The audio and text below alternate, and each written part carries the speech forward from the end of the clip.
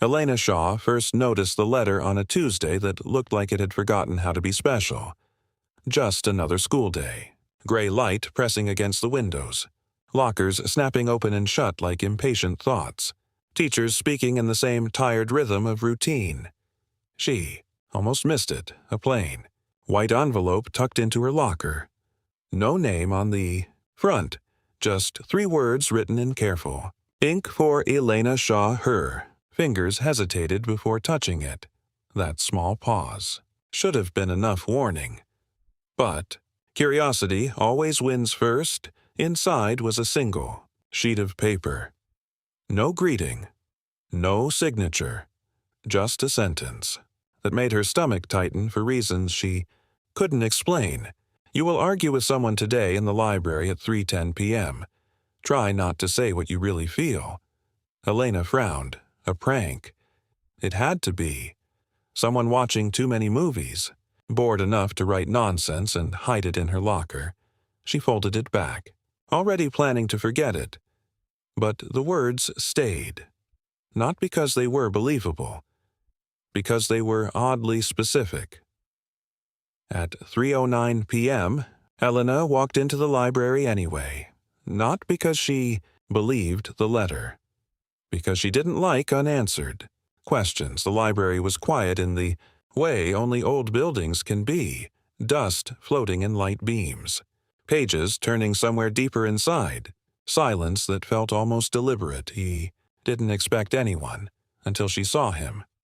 Adrian Cole, sitting at a table near the back, looking like he had been there longer than the room itself. They had spoken before.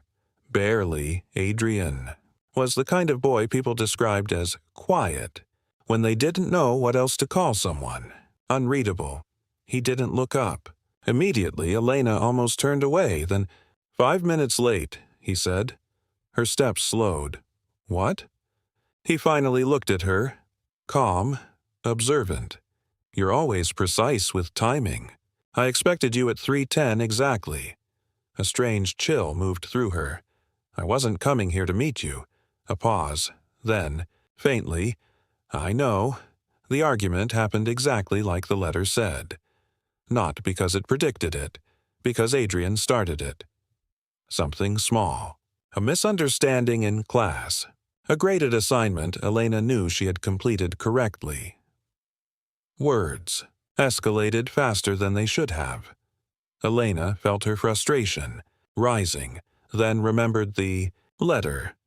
Try not to say what you really feel. You might you see. Hesitated. That hesitation changed. Everything, Adrian noticed immediately. Of course, he did. You're stopping yourself, he said. Quietly. I'm thinking, she replied. No, he said. You're editing yourself. That landed too close to something. Personal. Elena's voice sharpened. You don't know anything about me. A pause. Then, Adrian leaned back slightly. I know more than you think. Not. Said like a threat, said like a fact. That should have ended it. It didn't. After that day, the letters kept coming. Not every day, not predictably, which made them worse. Sometimes they were warnings, sometimes observations, sometimes sentences that felt too intimate to be written by a stranger. Don't walk home alone after 6:40 p.m. Not tonight. You will pretend you don't notice him watching you, but you will notice. You will start trusting Adrian Cole even though you don't understand. Why? That last one made her stop breathing for a second, because she was starting to trust him, and she hated that she didn't know. Why? So she confronted him outside school, late afternoon, wind pulling at her sleeves like impatient hands. You're doing this, she said immediately. Adrian didn't look surprised. Doing what? The letters. A pause. Then he tilted his head slightly. Why would I warn you about things I already know will happen? Elena narrowed her eyes. That's not an answer. It is, he said softly. You just don't like it. That night, she didn't sleep. Because one sentence from the last letter kept repeating in her mind. You will start trusting Adrian Cole even though you don't understand why. And worse, she already had. The next letter arrived differently. No. Locker.no envelope just slipped into her notebook during class. Her breath caught when she opened it. Today, you will learn the truth about me. You will not believe it at first. Then you will wish you had never known me at all. Her hands went cold.